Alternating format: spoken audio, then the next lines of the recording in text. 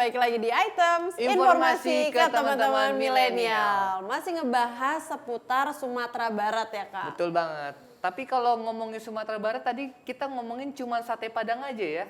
Padahal makanan yang salah satu aku suka juga menjadi makanan favorit dunia nih Tai. Oke, apa tuh? Rendang. Oh iya, aku juga suka rendang. Iya.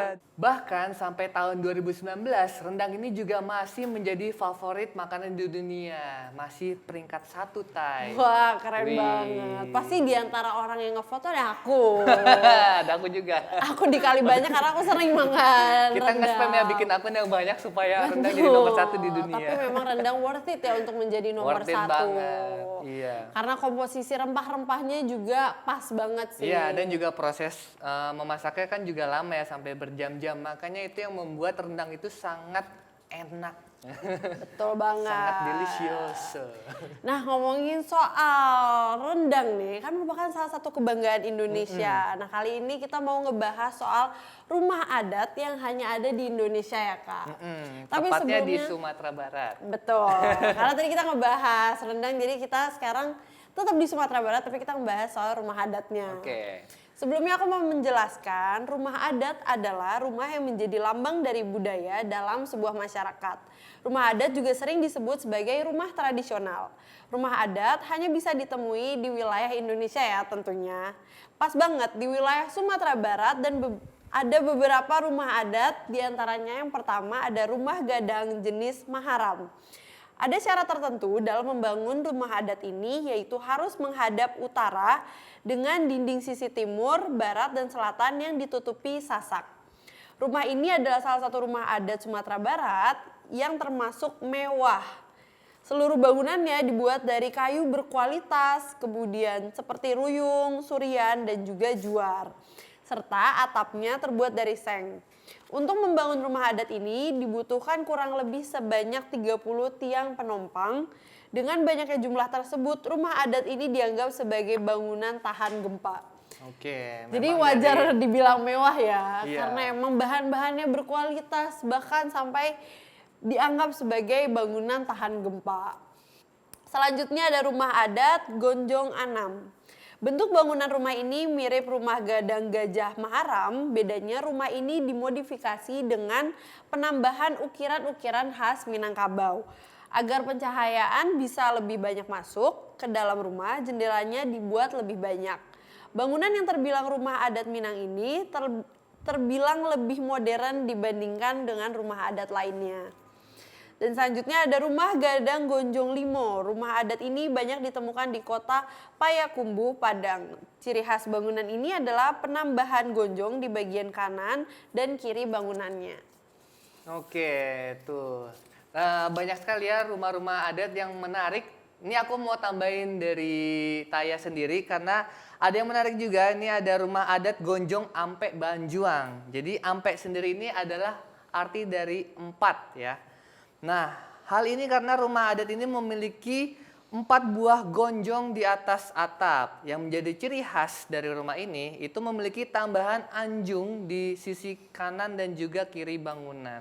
Oke, jadi lumayan unik nih Tai. Nah, selanjutnya ini ada rumah gadang Surambi Pape. Nah, rumah ini unik sekali karena pintu utamanya itu ada di belakang. Oke. Betul, jadi untuk kamu yang ingin masuk ke rumah adat ini, kalian harus masuk dari pintu belakang. Karena Pape sendiri atau Bapak Mokok itu artinya masuk dari pintu belakang. Oh, jadi dari Betul. namanya pun udah menjelaskan Betul. keunikan rumahnya ya? Iya, jadi kalau kita artikan rumah gadang Surambi pintu belakang ya. Oke.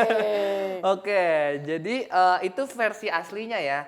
Tapi karena seiring perkembangan zaman, banyak juga sekarang rumah-rumah Surambi Pape itu dimodifikasi sehingga memiliki pintu di depan. Oke, jadi lumayan kan namanya mengartikan Iya. pintu di belakang kan. Iya, Tapi betul. kalau pintunya jadi di depan kan harusnya berubah nama juga ya. Enggak, tapi mungkin dari Strukturnya ya, segi bangunannya strukturnya masih desainnya juga masih dipertahankan. dipertahankan gitu. Pintu di depan ini untuk memudahkan masyarakatnya. Betul. Tapi strukturnya masih mempertahankan keasliannya gitu Kak. Oke, dan ngomongin soal rumah, itu kurang pas nih kalau kita nggak menyebutkan keunikan dari rumah adat tersebut. Yang pertama, rumah adat tidak menggunakan paku. Sambungan utama rumah gadang tidak menggunakan paku namun menggunakan pasak kayu. Namun bangunan utamanya sendiri memang terbuat dari kayu. Pasak kayu yang digunakan mengingatkan pada pembuatan kapal kayu pada zaman dahulu. Oleh karena itu rumah gadang disebut sebagai rumah yang lahir dari kapal dan diberi atap. Unik juga ya. Iya. Mungkin lumayan nostalgia juga ya bagi orang yang mengetahui sejarah bukan kelahiran, asal mula dari rumah gadang itu sendiri. Selanjutnya, lumbung pangan terpisah. Ancaman terbesar dari rumah gadang sebenarnya adalah api. Solusinya di depan rumah gadang biasanya ada lumbung padi. Bangunan tersebut disebut sebagai rangkiang. Ada beberapa macam rangkiang, yaitu rangkiang sitang kalapa berisi beras untuk disumbangkan ke wilayah kelaparan. Rangkiang sitinjau lawik yang digunakan khusus sebagai penyimpanan beras untuk upacara adat. Rangkiang si bayau-bayau sebagai tempat penyimpanan beras untuk sehari-hari.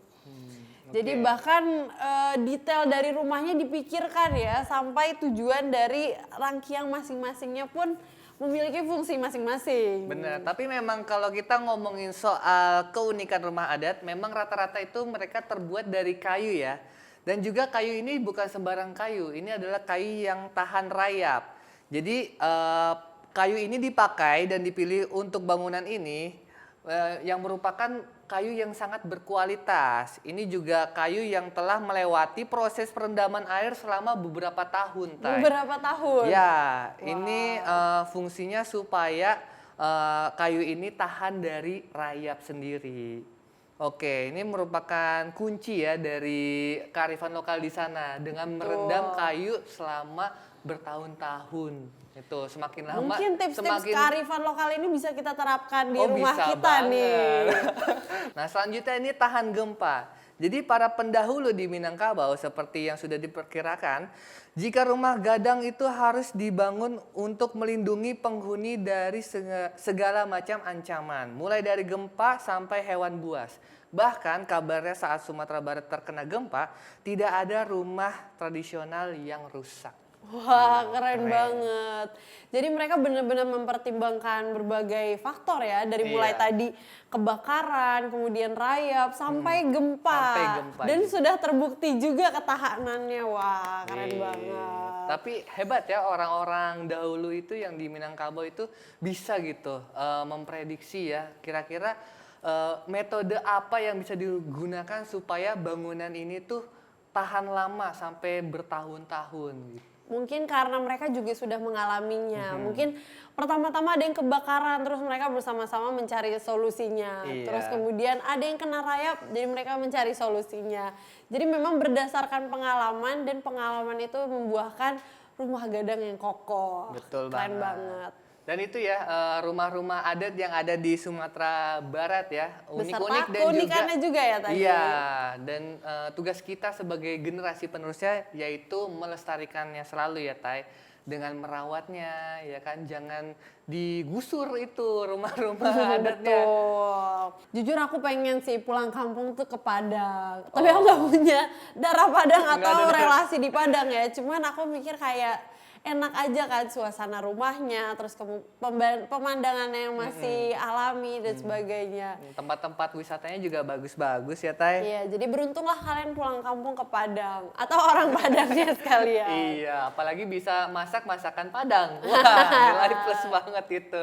Betul. Oke, itu tadi ya pembahasan kita tentang rumah adat di Sumatera Barat. Selanjutnya kita akan ngebahas dari sisi entertainment ya. Kita akan bahas film-film yang bersetting atau berlokasi syuting di Sumatera Barat. Ada film-film apa aja? Jangan kemana-mana, tetap di Items. Informasi ke teman-teman milenial.